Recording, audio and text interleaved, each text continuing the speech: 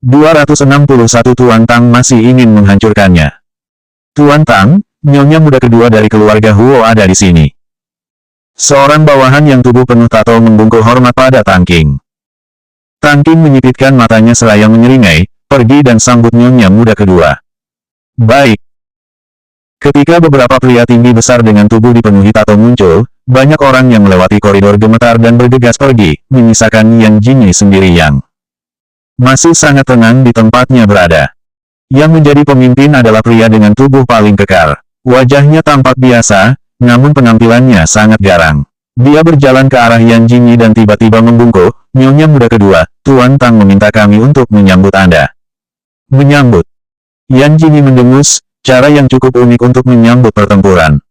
"Nyonya muda kedua, silahkan lewat sini." Saat Yan Jingyi sampai di ruangan Tang Qing, pria itu sudah mematikan puntung rokoknya. Tang Qing duduk di sofa dengan sesukanya, begitu melihat Yan Jingyi datang, dia langsung menghela nafas dan terkekeh ringan, "Tamu langka. Nyonya muda kedua benar-benar datang ke tempatku yang sederhana, kamu benar-benar membuat tempat ini bersinar seketika." Yan Jingyi merasa bahwa saat ini Tang Qing sangat munafik. Tuan Tang bahkan bukan seorang sastrawan, jadi tidak perlu berbicara seperti itu. Terdengar sangat menjijikkan. Ujar Yan Jingyi sambil duduk di sofa seberang Tang Qing. Menjijikkan. Tang Qing mengangkat alis tebalnya. Wanita ini mengatainya menjijikkan. Setelah meneguk anggurnya, Tang Qing sengaja menundukkan wajah dan menatap Yan Jingyi dengan muram. Apakah nyonya muda kedua tahu apa yang biasa dilakukan oleh keluarga Tang dulu? Yan Jingyi menjawab dengan raut wajah jijik, para baca asterismen lokal hanyalah seorang gangster jalanan. Raut wajah Tang Qing benar-benar keruh sekarang. Keluarga Tang pernah menjadi sosok yang kuat di jalanan, tapi dia malah mengatakan kalau mereka baca asterismen lokal dan gangster jalanan. Tidak masuk akal. Tidak termaafkan. Tapi, begitu ia menatap wajah cantik Yan Jingyi, entah kenapa ada aura bandit menguar dalam dirinya, membuat kemarahan yang baru saja melonjak tiba-tiba lenyap dalam sekejap. Bagaimana bisa? Kenapa Huo Xishen bisa menikahi seorang wanita seperti ini? Dia bahkan belum pernah memegang tangan seorang wanita. Nyonya muda kedua, aku tidak tahu apa yang kamu sukai dari si rubah tua Huo Xishen. Yan Jingyi mengernyit, kenapa, Tuan Tang masih ingin menghancurkannya? Tang Qing menyesap anggur merahnya, aku selalu serius dalam menghancurkan rubah tuamu itu. Benarkah? Tidak terlihat seperti itu sama sekali. Apakah Dongsu itu orangmu? Dongsu. Tang Qing bingung. Setelah berusaha mengingat untuk waktu yang lama, dia akhirnya menatap bawahannya, siapa itu Dongsu? Tuan Tang, Dongsu adalah bos aliansi sekolah kejuruan Senjing. Dia memang orang kita, dia bertanggung jawab atas wilayah di sekitar kawasan universitas. Dia benar-benar memiliki orang seperti itu menjadi bawahannya. Tang Qing mengedikkan bahu, nyonya muda kedua mencarinya. Aku tidak mencarinya, hanya saja orang-orangmu telah menyinggungku. Tang Qing terdiam beberapa saat, lalu tiba-tiba tertawa, ada apa memangnya, apa nyonya muda kedua ingin menanganinya sendiri atau aku yang harus menanganinya untukmu? Yan Jingyi tidak menjawab, dia hanya menatap penuh arti pada Tang Qing, tatapannya sungguh membuat kulit kepala Tang Qing terasa kebas. Tepat saat itu, asisten Tang Qing masuk. Asisten itu bekerja untuk grup Tang, satu-satunya bawahan Tang Qing yang berpenampilan layaknya manusia dan tidak membuat takut anak kecil. Tuan Tang, saya pikir Anda perlu menonton video ini. Setelah mengatakan itu, sang asisten melirik Yan Jingyi hati-hati. Tang Qing mengambil alih ponsel tersebut, video itu memperlihatkan Yan Jingyi yang bermain sendirian melawan Dongsu dan gengnya di gerbang Universitas Senjing. Wanita itu sangat terampil, setiap gerakannya tampak tepat dan rapi. Dia bertanya-tanya sendiri, dia mungkin juga tidak bisa menghindari beberapa gerakan itu. 262 Nyonya muda kedua, aku curiga kamu sedang memerasku. Setelah menonton video tersebut, Tang Qing menatap dalam Yan Jingyi. Apa-apaan ini? Wanita ini begitu kejam dan tangguh dalam menghajar orang, tapi dia juga sangat cantik. Si Asteris Lan, bukankah dia seharusnya menantu wanita yang diciptakan khusus untuk Tang Qing? Tang Qing sudah memutuskan, kali ini dia benar-benar akan mulai menghancurkan si rubah tua Huo Xishen dengan merebut istrinya. Kemampuan berkelahinya sangat memenuhi syarat untuk menjadi istri Tang Qing. Jika pendampingnya adalah wanita yang lemah lembut, dia khawatir akan membuat wanita itu ketakutan setengah mati saat melihat orang-orang di rumahnya. Nyonya muda kedua sangat terampil. Yan Jingyi tidak menanggapinya. Apa kamu lihat si rambut merah itu? Dia adalah Dongsu. Tang Qing mengangguk. Tuan Tang, apa kamu yakin kalau Dongsu adalah bawahanmu? Tang Qing mengangguk lagi. Yan Jingyi puas, baguslah. Tepat saat ia akan bertanya bagaimana cara membuat gaya rambut yang bagus, Yan Jingyi tiba-tiba mengulurkan tangan padanya, beri aku uang. Tang Qing dan orang-orang yang ada di dalam ruangan tersebut dipenuhi tanda tanya di kepala mereka. Untuk apa?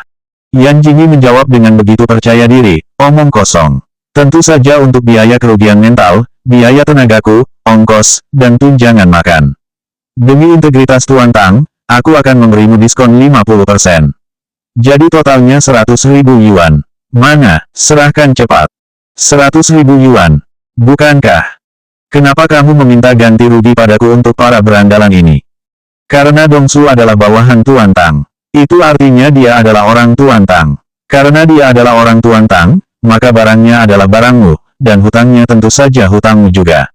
Apa aku salah kalau datang padamu untuk menagih hutang? Tang Qing terdiam. Bear ngesek. Dia tidak bisa membantah, dan bahkan berpikir apa yang dikatakan wanita ini masuk akal juga. Nyonya muda kedua, Tang Qing memutar kembali video tersebut dan menatap Yan Jingyi. Sepertinya kamu mengalahkan Dongsu dan kelompoknya seorang diri. Terserah kalau kamu ingin uang. Tapi bukankah mereka yang harusnya meminta itu padamu?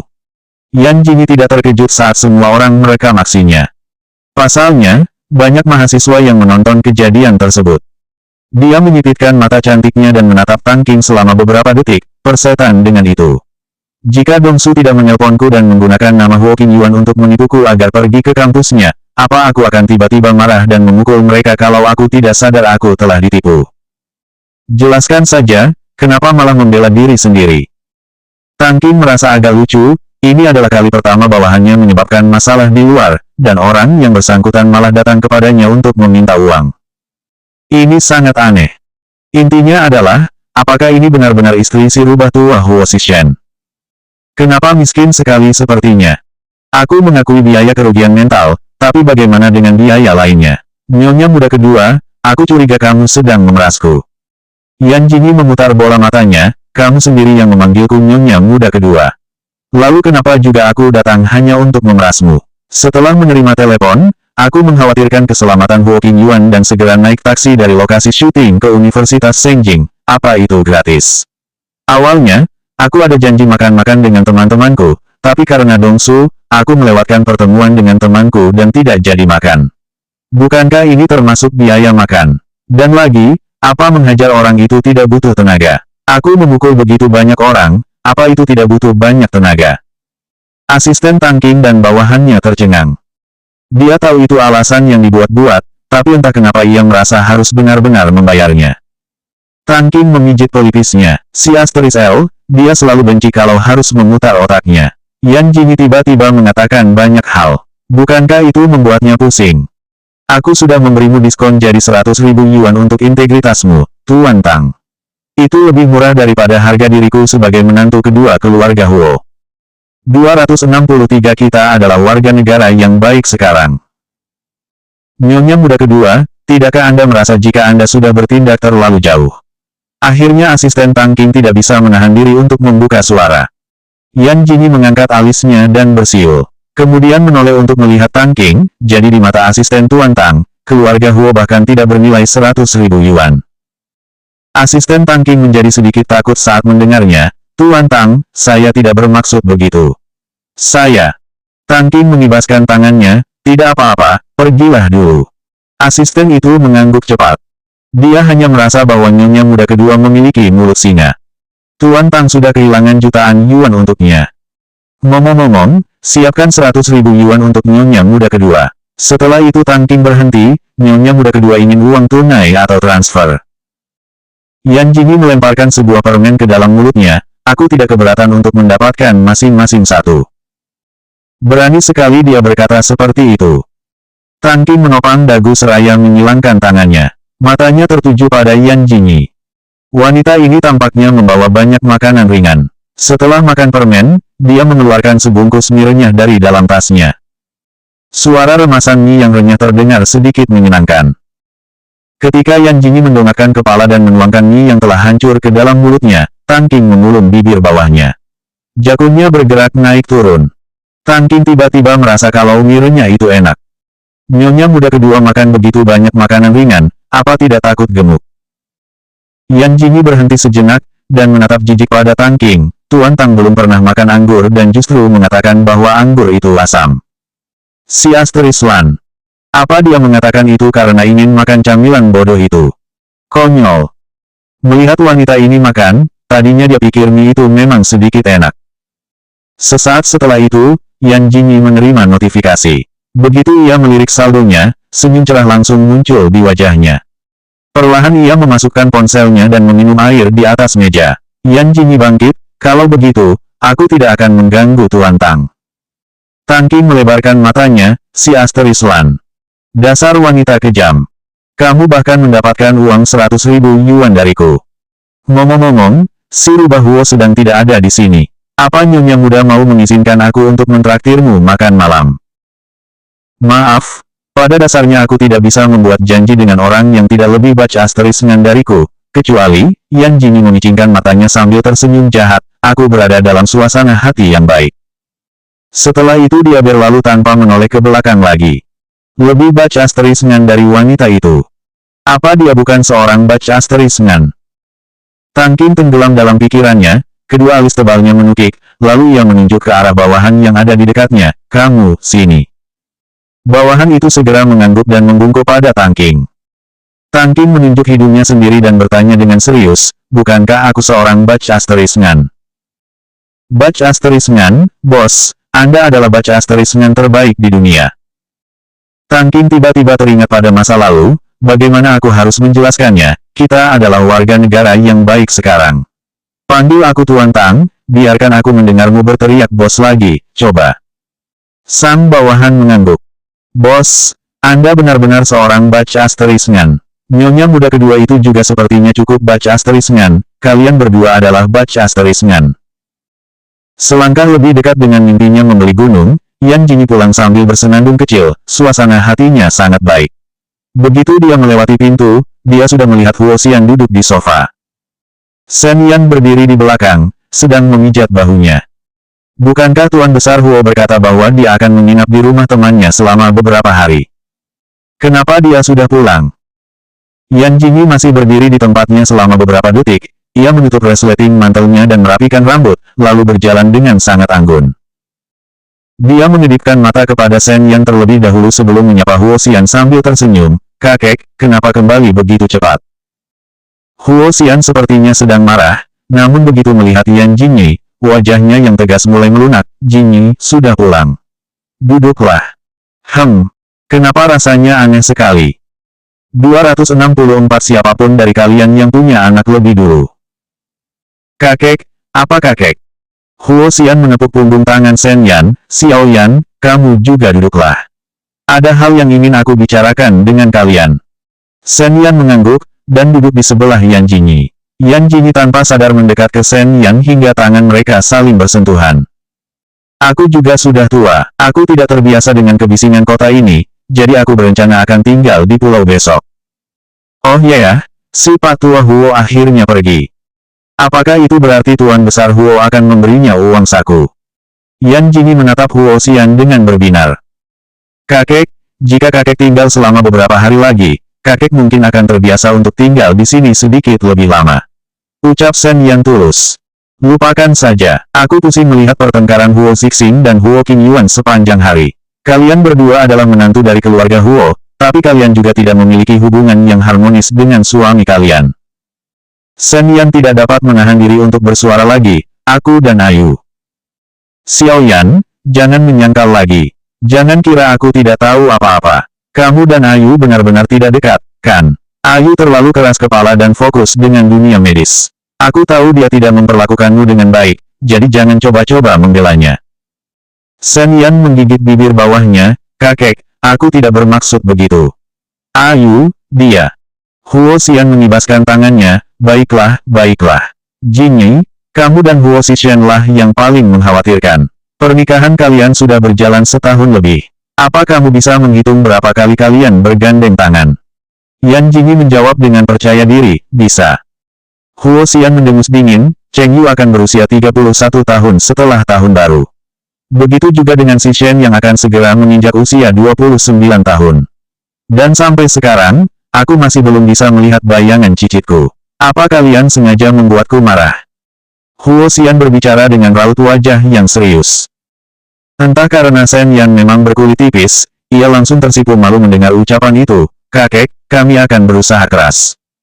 Berusaha apa? Aku sudah lama di rumah, tapi kapan kalian punya waktu untuk sekedar makan malam dan minum teh bersamaku? Pada titik ini, tatapan Huo Xian tertuju pada Yan Jingyi. Si Shen bahkan lebih keterlaluan, dia langsung kembali ke luar negeri begitu saja. Yan Jingyi menyentuh hidungnya, dia tampak tidak peduli. Masih menatap Yan Jingyi, Huo Xian memutar matanya. Awalnya, pulau kecilku dibeli dengan harga lebih dari 1 miliar yuan. Udaranya bagus dan ada banyak kekayaan alam di dalamnya. Itu adalah tempat yang bagus untuk meditasi diri. Lebih dari 1 miliar untuk membeli pulau. Pantas saja dia menjadi tuan besar Huo. Dia benar-benar kaya. Yan Jingyi merasa agak iri. Dia pikir, jangankan pulau, uang untuk membeli gunung pun ia tidak punya. Huo Xian mengamati perubahan ekspresi Yan Jingyi dan berdeham, pulau itu, aku berencana untuk memberikannya pada cucu dan cucu menantuku. Siapapun dari kalian yang mempunyai anak lebih dulu, maka dialah yang berhak memiliki pulau itu. Yan Jingyi merasa ada 10.000 alpaca berlarian di atas kepalanya. Dia harus terus menabung untuk membeli gunung. Huo Xian mengerutkan kening saat melihat Yan Jingyi dan Shen yang tidak menjawab. Kenapa, kalian meremehkan pulauku? Tidak, kakek, pulau milik kakek sudah seperti surga. Aku sangat menyukainya, hanya saja untuk masalah punya anak. Aku benar-benar tidak bisa buru-buru. Wajah Shen Yan memerah, kakek, pukul berapa kakek berangkat besok? Jingyi akan pergi ke lokasi syuting, jadi dia mungkin tidak punya waktu. Biar aku saja yang mengantar kakek ke bandara, Yan Jingyi menatap Huo Xian secara terang-terangan. Kalau sudah memutuskan untuk pergi, lalu bagaimana dengan uang sakuku? Cepat berikan. Dan akhirnya, setelah makan malam, bahkan saat Huo Qingyuan dan Huo Zixing pulang dan bersiap tidur, Huo Xian belum juga memberikan uang sakunya. Tidurlah, uang saku untuk kalian kali ini cukup unik. Aku telah berdiskusi dengan Si Shen. Kalian dapat memilih anak perusahaan grup Huo manapun untuk kalian kelola. 265 Yan Jingyi sangat baik. Mengelola perusahaan. Raut wajah Yan Jingyi menggelap, bernesek, aku ingin uang. Uang tunai. Setengah sen pun tidak Yan Jingyi terima selama menunggu kepergian Huo Xian. Rencananya, Huo Zixing tidak akan pergi ke kantor. Saat melihat Yan Jingyi yang bangun pagi-pagi sekali dan tengah makan roti di meja makan, pria itu pun berniat untuk mengantarnya ke lokasi syuting sendiri. Namun begitu mendekat, dia mendadak merasakan aura dingin yang dipancarkan oleh Yan Jingyi, membuatnya mengurungkan niat seketika. Lupakan saja, Yan Jingyi sangat baik, jadi dia pasti tidak berharap untuk ia antar. Apalagi kalau skandal lain muncul, pasti dirinya sendirilah yang paling dirugikan nanti.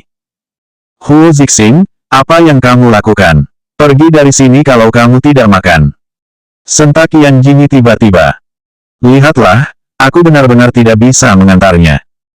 Huo Zixing mengulurkan tangan dengan sangat hati-hati dan mengambil sepotong roti, kemudian segera naik ke lantai atas. Yan Jingyi mampu mengembalikan suasana hatinya dengan cepat. Setelah makan, semua kekesalannya terhadap Huo Xian pun telah berkurang. Tapi ada satu hal yang membuatnya cukup heran. Videonya yang mengalahkan Dongsu dan gengnya kemarin telah diunggah di Weibo. Pengikut Weibo-nya pun meningkat drastis, tapi kenapa hal itu tidak berada di daftar pencarian panas? Pasti ada seseorang yang menahannya. Apa mungkin Tangking? Semakin dia pikirkan, semakin besar pula kemungkinannya. Kakak ipar kedua, kamu masih belum berangkat ke lokasi syuting. Mau kuantar? Huo Qingyuan turun dari lantai atas dengan tas ransel di punggungnya. Ia langsung menyapa Yan Jingyi dengan sangat santai begitu melihatnya. Tidak perlu. Kenapa? Yan Jingyi meliriknya, kemampuan menyetirmu sangat buruk. Aku takut kehilangan nyawaku. Wajah Huo Qingyuan memerah. Hinaan langsunglah yang paling mematikan. Dia pikir kemampuan menyetirnya cukup bagus, kok. Huo Qingyuan melihat Yan Jingyi yang terus mengunyah rotinya. Baiklah, karena kakak ipar kedua mengatakan dia tidak pandai menyetir, maka dia akan berlatih lebih keras lagi. Suasana hati Yan Jingyi sedang tidak baik. Saat ini, sudah ada serangkaian petasan kuat yang siap meledak hanya dengan satu tekanan tombol dalam benaknya. Sayangnya, selalu saja ada orang buta yang suka bermain-main dengan moncong pistol. Sesaat setelah merias wajah dan bersiap untuk syuting, Su Xiaoshan tiba-tiba datang dan memakinya, "Yan Jingyi, kamu sangat tidak tahu malu ya. Beraninya kamu menyuruh kakak sepupuku untuk memutuskan hubungan denganku." Suara Su Xiaoshan begitu menggelegar hingga membuat seluruh kru mendengarnya. Seketika itu juga, mata semua orang menerawang mengingat hal yang telah terjadi. Meskipun masalah Yan Jingyi dan Dong Su tidak berada dalam pencarian panas, tapi bagaimanapun juga mereka sama-sama berada di industri hiburan, jadi mereka sudah pasti tahu. Pukulan itu, sangat, menakutkan sekali untuk diingat. Yan Jingyi dengan tenang menarik kursi dan mendudukinya. Ia kemudian menyilangkan kaki dengan permen lollipop di dalam mulutnya. "Kamu gila." Mata Su Xiaoshan sudah merah. "Kamu yang gila. Yan Jingyi, terserah kalau kamu mau menggoda Huo Sanxiao dan Kak Heng. Tapi kenapa kamu juga menggoda kakak sepupuku? Kamu itu hampir 3 tahun lebih tua dari kakak sepupuku. Apa kamu masih punya muka untuk menggodanya?" Yan Jingyi mengorek telinganya seraya menatap dingin Su Xiaoshan. "Coba jelaskan sejelas-jelasnya. Kalau tidak, maka jangan salahkan aku kalau bersikap kasar." Dia merasa begitu tercekik saat mengingat kakak sepupunya yang kemarin berlari ke rumahnya dan tanpa alasan yang jelas berkata akan memutuskan hubungan dengannya. Tanpa kakak sepupunya lagi nanti, dia pasti akan merasa sangat tertindas. Semua tahu bahwa sikap sombongnya di sekolah dan di lokasi syuting adalah karena kakak sepupunya itu. Meskipun keluarga Dong Su tidak sekaya keluarga Huo, tapi reputasi keluarganya cukup baik di kalangan keluarga biasa. Apalagi Dong Su memiliki hubungan dengan Tang Qing. Siapa yang tidak tahu identitas Tang Qing? Bahkan dengan sedikit koneksi dengannya bisa menakuti semua orang. Kemarin, Dong Su berkata bahwa pria itu akan memutuskan kontak dengan keluarga mereka. Dia sampai merasa hampir mati karena dimarahi oleh orang tuanya. Ini semua salah Yan Jingyi, dia pasti telah menggertak dan mengancam kakak sepupunya. Selanjutnya bab 266 Kak Jin, maaf membuatmu kesulitan.